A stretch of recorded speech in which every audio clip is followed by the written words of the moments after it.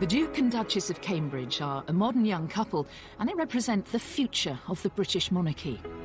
On their tour of the South Seas to mark the Queen's Diamond Jubilee, the further they go, the more popular they seem to be. This is the hottest couple in the world now. This is the Brad and Angelina royals. This is the couple everybody wants to call. But halfway through the trip, a French magazine publishes photographs of Kate topless on holiday in France. Her most private moments suddenly made very public. But by the end of the tour, they put aside their feelings of sadness and anger and just get on with the job, flying the flag for Britain in some of the most exotic places on earth.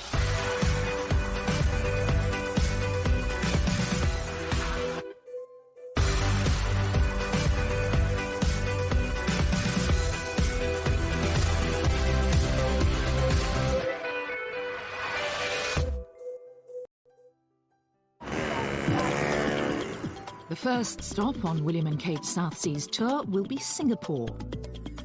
The former British colony has transformed itself into one of the Asian tigers, a bustling, thrusting super city. But Singapore is still a member of the Commonwealth, and the many colonial buildings reaffirm its links to the UK. But while many Singaporeans view this history as a shared heritage, what real connection is there between Singapore and Britain and the British monarchy?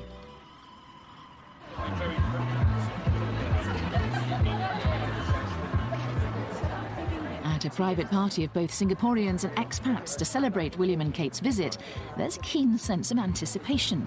It is good, yes, in a sense, for branding of Singapore. It's like we may be small, but at least we are in a world standing like, okay, the royal family visited us, and that's something that we should be proud of. The wedding was fabulous, and in Singapore, weddings are equal to fertility. Yeah. The bigger your wedding is, the more successful you are. The royal wedding was pretty big. Yeah. So in that sense, you know. I'm really proud. I think. Are you? Yeah, I think Catherine's going to make a wonderful queen. She just comes across as a compassionate, kind person, and I think she's doing the job very well. So she's good for Britain. They are good for Britain. Yeah. Oh, yeah. They're our future.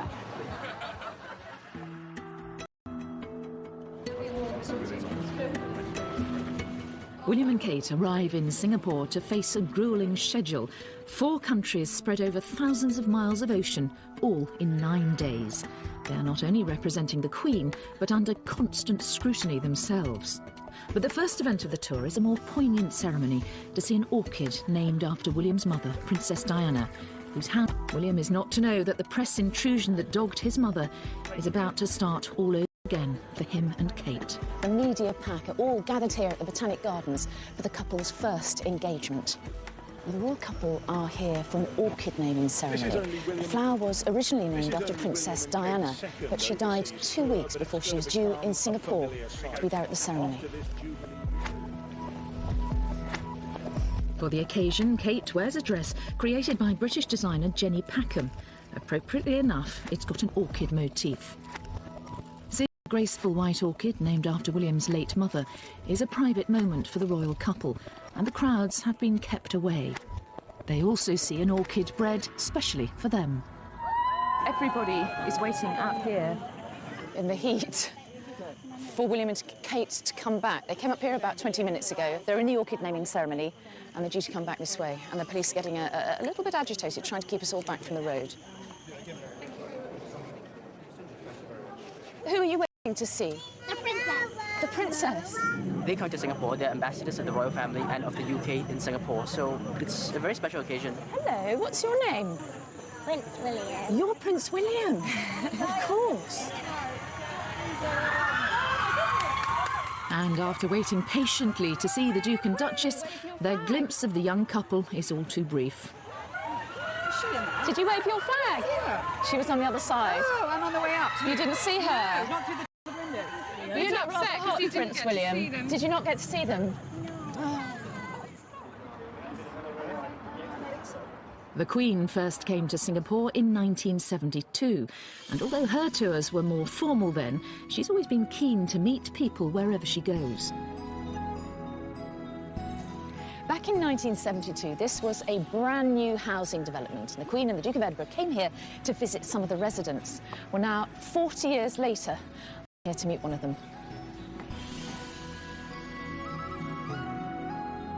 Thomas Pung was chosen to meet the Queen during that 1972 tour. Hello. Yes, Mr. Mary, I'm Thomas. You're welcome. I'm pleased to meet you. Thank you very much indeed. And nice to meet you. Yeah, that's same. Thank you very much. Hello. This is my daughter, Genevieve. Hello, I'm Mary. This nice is to meet my you. wife, Mary. Oh, you're Mary as well. Yeah. There's Mary. So these are the photos of 1972. Correct. I see. This they were on the balcony waving to the crowd, you see? Is this outside your flat? Correct. That's correct. Yeah. This is you? Yes, this is me. This is me. Mr. Pung, were you nervous before you met the Queen? Yes. You can never get this opportunity. And they said to you, don't offer the Queen anything, is that right? Yes. But you did give her a drink? She asked for it, so that's why we give it to her. That's how Mr. Pung has ended up with his very own royal souvenir. So which one is it? Is this one here? This first one is Her Majesty, you see.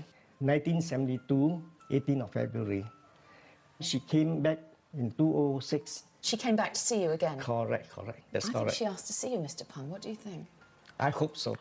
That was 2006? Yes. Before she could drink, I told her, I said, Your Majesty, if you take the first sip from the glass, you bring back a memory 34 years ago, which came to us. The same glass? Correct. That's why she's smiling. And you met her, of course, didn't you, with your dad? Yes. And you remember that very clearly. Yes. But it's interesting, isn't it? Because Singapore is so modern and the monarchy is so traditional in many ways. Well, I would say that England is a bit of the same. The monarchy exists in quite a modern society as well. And I think, the two can coexist. And what do you think about William and Kate? I think that many people are very interested to meet them, especially the Duchess. I think she's a role model to many young women. And lots of people are very excited about their visit. I think they really are. Kate, you're great! That excitement is plain to see at the couple's first walkabout at the Gardens by the Bay in central Singapore. You're looking as well. Locals and expats alike are eager for their first chance to get up close to royalty. But no royal tour is just about pleasing the crowds.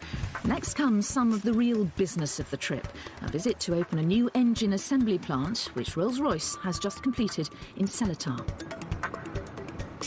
Good morning. Morning. Jonathan Asherson is in charge here. This is amazing. This is brand new, This is brand new, yes. It was opened in February by the Prime Minister here, and now we're just starting production. The facility has been built to supply the rapidly growing aerospace industry Far East.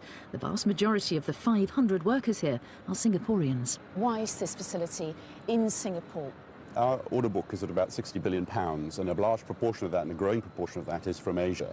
Our customers have grown here tremendously. It's not about looking less in one place or the other or shifting, it's more about catering for the growth.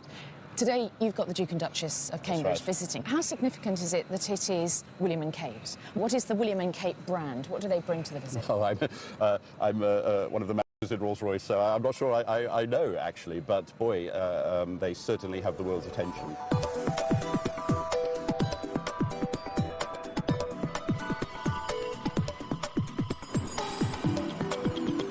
So we're here, they're in the building, and they're being briefed. Distinguished guests, important customers and partners, please join me in welcoming their Royal Highness Mr. Seletar. There is a tendency amongst some people to think these tours are just froth and bubble. In fact, they're far from that. The popularity of the royal family firstly engenders goodwill, but secondly draws attention yet again to our country and the business and other opportunities that are available there. Here is cutting-edge aerospace technology developed by one of the United Kingdom's great global companies. I know that Rolls-Royce sets as its standard that it should be trusted to deliver excellence. There can be no doubt that Seletar will deliver exactly that. Thank you. 3, 2, 1.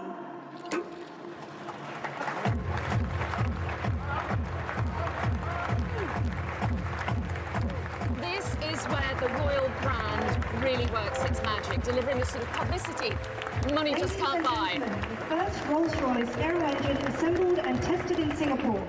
The huge attention the royal couple are attracting in Singapore brings real benefits. But being such celebrities has its downside too. The publication in France of photos of a topless Kate on holiday, with echoes of the press treatment of Princess Diana, is soon to disturb the careful choreography of the tour. Stay there! Stay there!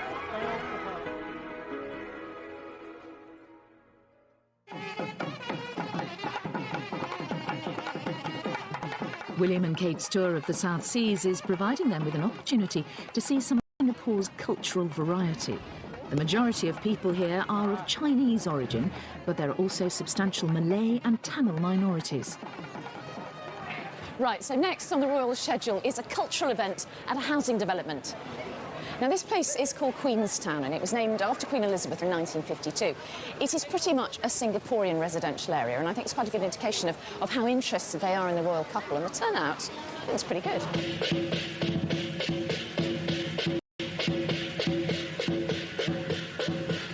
Tell me, why are you here to see William and Kate today? Because it's modern Singapore now. Why do you care about the royal family now? Why do we care? Yeah, why do you care? He's a very charming prince.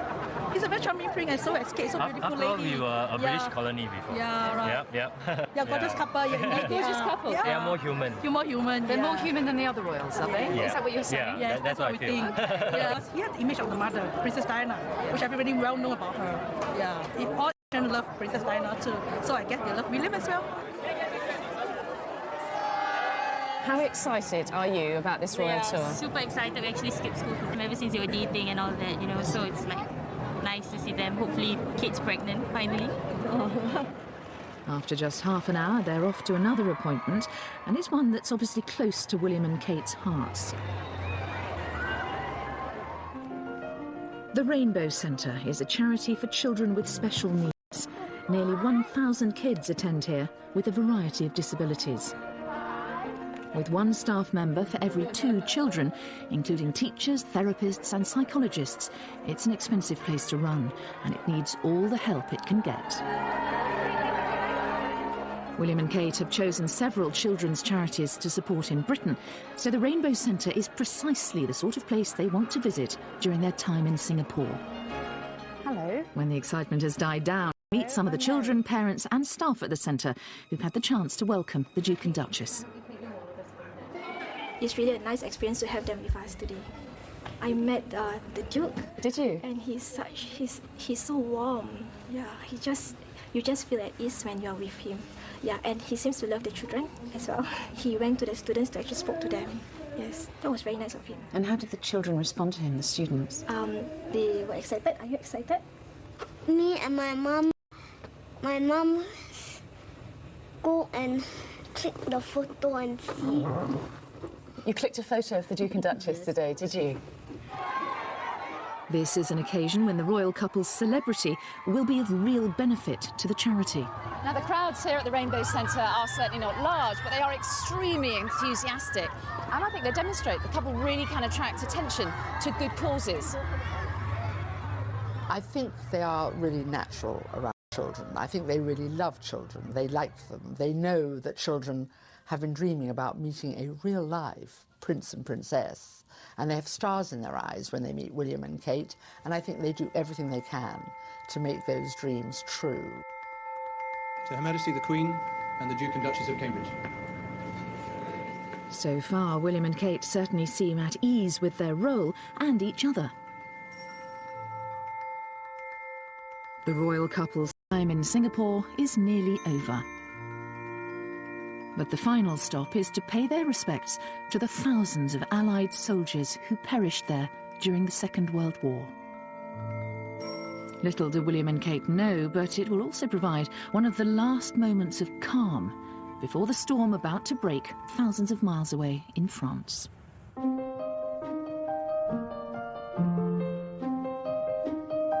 2 hours later, William and Kate land in Malaysia, and they're back in the spotlight. The Queen and the modern royal family have grown up with the Commonwealth. It's immensely valuable to Great Britain. So far, the tour's all been going according to plan, but not for long. It's while the couple are in Malaysia that they will face their biggest test yet. They'll soon learn the news that intimate photographs of the Duchess of Cambridge are to be published in a French magazine. But today, their first day in the capital, Kuala Lumpur, it's business as usual. The magazine has yet to hit the newsstands. KL, as it's known, is a futuristic city famed for the Petronas Twin Towers, one of the world's tallest buildings. KL is a financial powerhouse, and there's work to be done. It's not their job to promote their business, but simply by being there, they draw attention to the opportunities that exist. The first appointment in a very full day is lunch with Malaysia's Prime Minister. Next, a more informal visit, and one very dear to the couple, a hospice. So far, they're half an hour behind schedule. We're OK this side because we've got a big fan, but look, over there, they are boiling.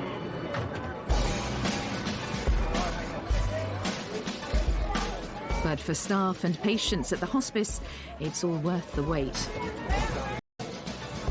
From its simple beginnings with one nurse and 2 volunteer doctors, the charity has grown to be the largest hospice in Malaysia, with 16,000 patient referrals last year.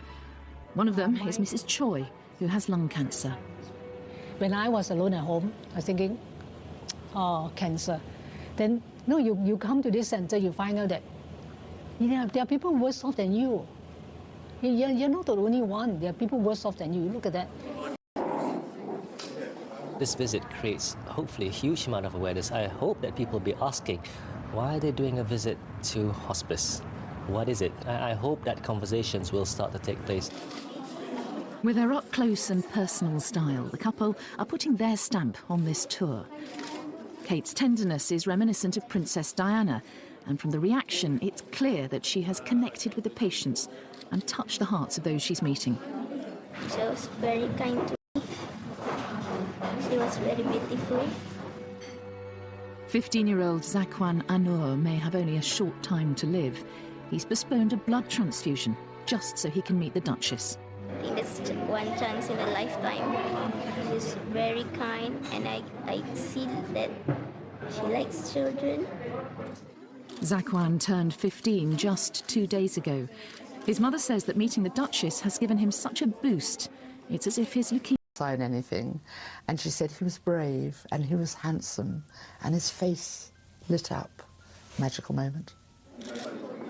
High position people, they are very busy, but she spent time. I'm very, very, very, very happy. I can't believe I met her. Kate chooses which charities to support with great care. And back in the UK, one of those is a children's hospice. She specifically asked to visit Hospice Malaysia while she's in Kuala Lumpur. It's here that Kate gives only her second speech since becoming Duchess of Cambridge, and her first one abroad. This is a very special place, and so much is already being achieved. It has been wonderful meeting the patients, families, and all the staff here. You have given us the most wonderful welcome. If she's feeling nervous, Kate certainly doesn't show it. Thank you again for inviting us here, and all the very best to this exciting new initiative. Thank you. You know, she's good at her job. I would never criticise this girl. I mean, she's come into it as, you know, and it's a tough job being a member of the royal family, but, you know, the best part she's brilliant at, and that is with children and people who are not very well. She just seems to give her whole self to them. This girl is really falling into the job, but, you know, the attention she gets, you know, it's incredible. The couple are used to being in the media spotlight, and tonight, as guests of honour of King of Malaysia, they don't disappoint. The royal family have had many, many, many years to get used to it. And here is Catherine, who, you know, 2 years ago was still, as it were, a commoner, one of us, handling it as if she'd been doing it all her life. Tonight, it's Kate in her Alexander McQueen dress embroidered with Malaysia's national flower, the hibiscus, that makes the front pages. Tomorrow, it's what she's not wearing that will grab the headlines.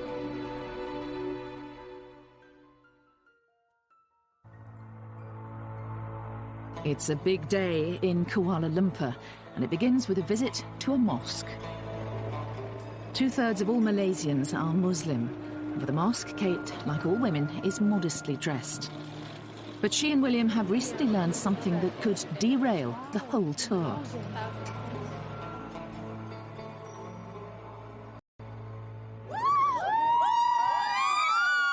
Unknown to the thousands at the Royal Walkabout in Central Park, back home news is breaking that a French magazine is about to publish photos of Kate topless on holiday in France.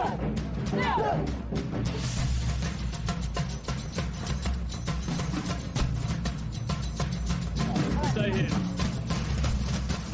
To see her.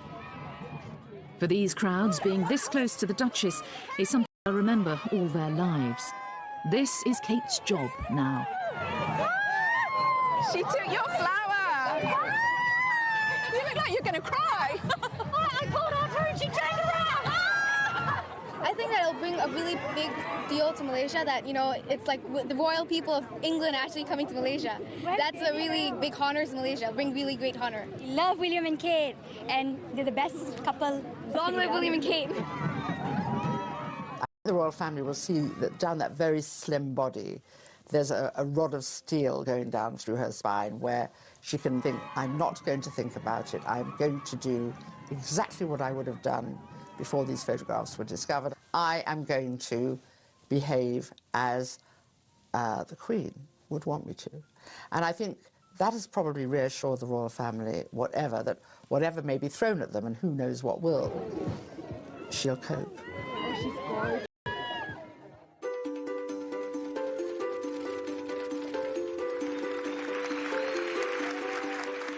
For William, selling Britain abroad is what he is here to do. Malaysia is an important emerging global market. My grandmother told me that Malaysia would provide us with some wonderful experiences and unforgettable memories. And so indeed it has proved. The Star is Malaysia's largest circulation tabloid. At today's editorial meeting, there's plenty to discuss. Look at the expression, the face. But here, it's the tour itself that makes the front page. There is a lot of interest in the royal, especially the British royal family in this country. Some aspects, yes, but because it's such an important visit by such popular royals, that's why we put it on the front page. Today we've got emerging the story about the topless photos. What would be your attitude as a media outlet to those, do you think?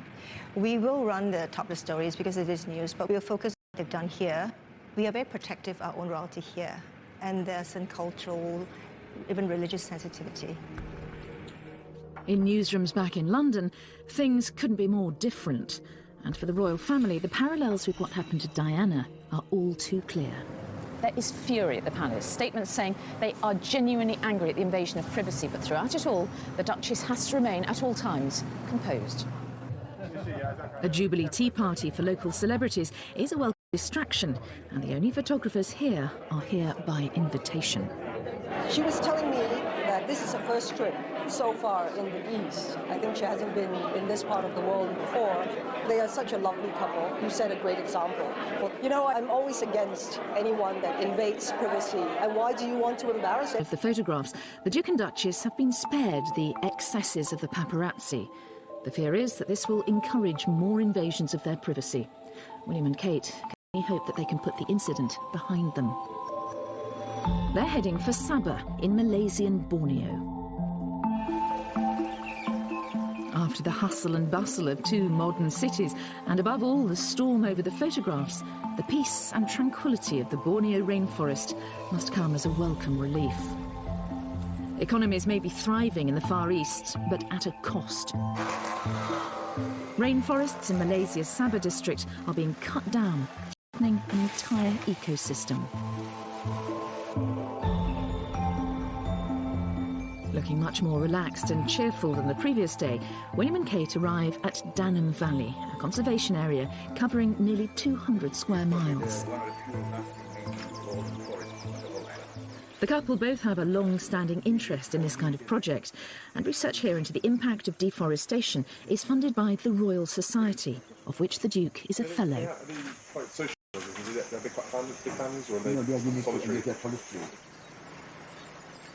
Deforestation means that orangutans in Borneo are endangered. The royal couple's visit is crucial in highlighting to a global audience women. They present her with an exact replica of the cake given to the Queen in 1974.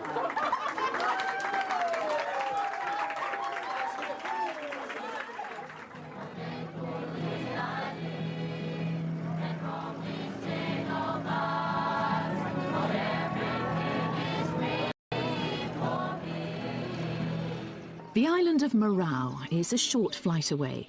The press photographers are there ahead of the royal couple and have already made the connection with the story of the week.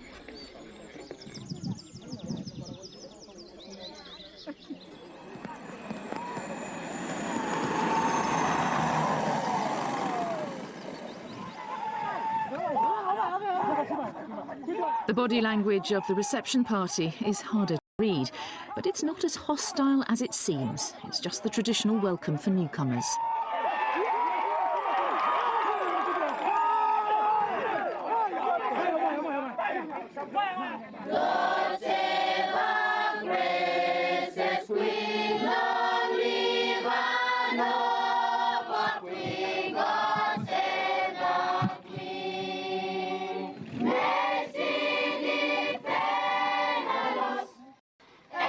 And it's easy to get caught out by the local version of the national anthem.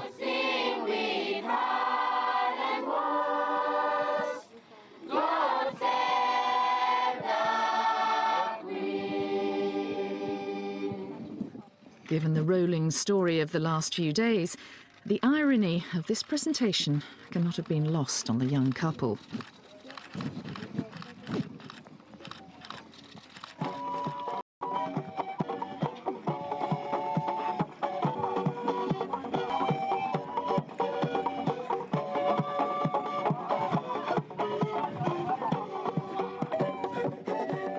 The 1,000 Solomon Islands are scattered over a huge area of ocean. William and Kate are visiting just 4. Our presence here today is indeed very special to us, as we are proud of the legacy, once as a protectorate of Great Britain, and to have you in person as next in line to the throne setting foot on our own soil this afternoon. A traditional war canoe transports William and Kate to the idyllic island of Tavanapupu, where they can spend some time alone. For one night, at last, they'll have the privacy they were denied in France. The South Seas, it seems, are working their magic.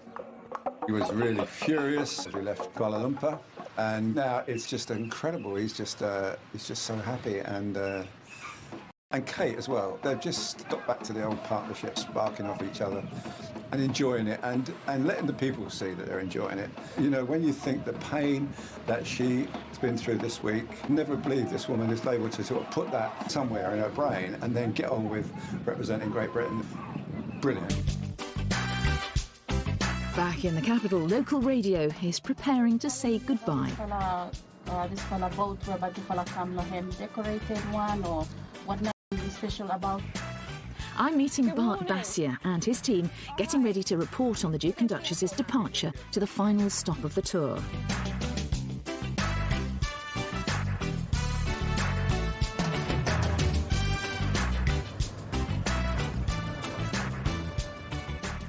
We're up against it time-wise. Have you missed them, Bart? No. No?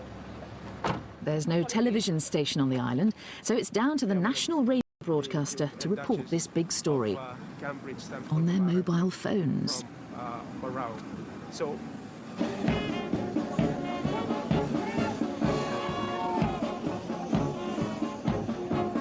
where the Royal Solomon Islands Police Force, so they are all here very smart indeed in their beautiful uniform. Here comes the Duchess of Cambridge and the Prince William, and they come out behind them, ready for me to walk with the big people along Ilme. So Bart and his colleague Noddy are now broadcasting live to the Solomon Islands. Just pause for the national anthem.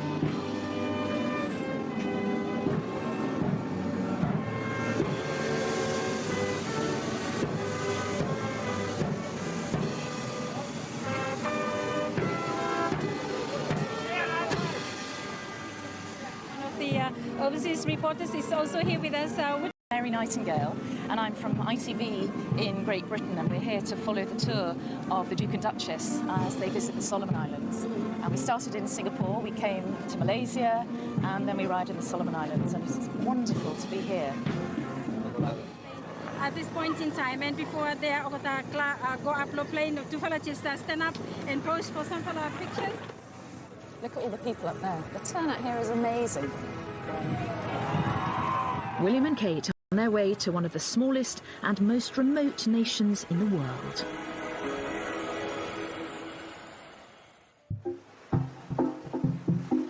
"15,000 miles from the UK, Tuvalu is the most distant of the Queen's realms. Even a sudden tropical downpour can't delay the enthusiastic preparations for the most important visit of the century. Today is the day the people of this tiny Pacific island have been looking forward to for months.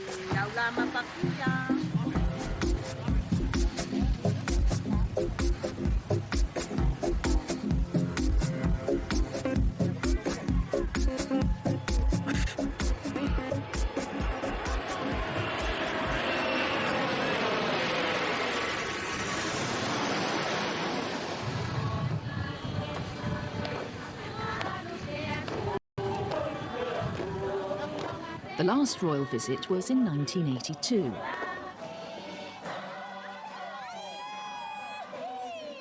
We were like young girls when she came in 82.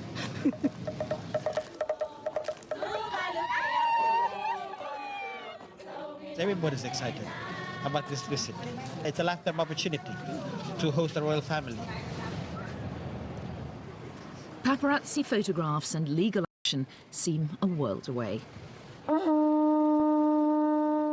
Looking relaxed and happy, William and Kate are eager to embrace what Tuvalu has to offer. And it's like nothing they've seen before.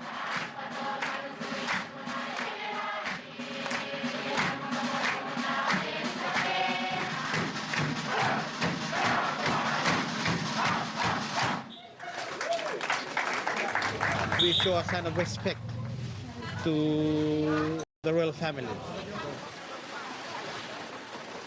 They only have a short time on this tiny island. There's a lot to cram in to give them a taste of local life.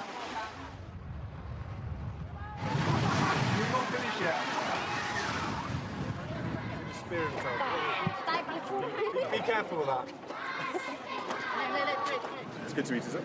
Yes. A royal visit is a massive boost for a country like Tuvalu, helping to raise its profile across the world. The importance of the visits is strengthening our ties, historical ties that we already enjoyed over the past years. It brings our people together. However remote these islands are, they're not immune from global environmental threats. Rising sea levels pose a real danger to their survival.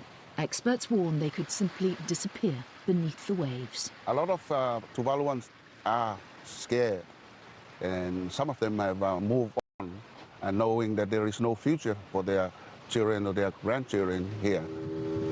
Iafata Pianiu is a captain in the Tuvalu Navy. He's known the sea all his life.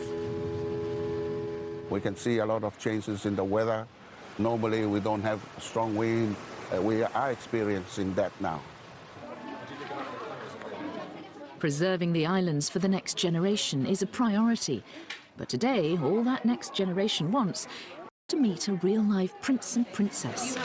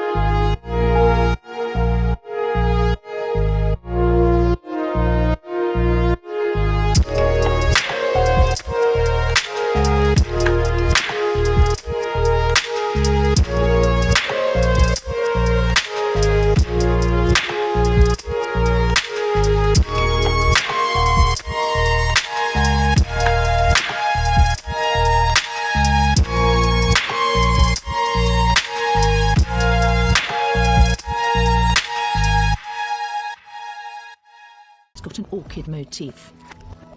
The graceful white orchid, named after William's late mother, is a private moment for the royal couple, and the crowds have been kept away. They also see an orchid bred specially for them. Everybody is waiting out here in the heat for William and Kate to come back. They came up here about 20 minutes ago. They're in the orchid naming ceremony and they're due to come back this way. And the police are getting a little bit agitated, trying to keep us all back from the road. Who are you waiting to see?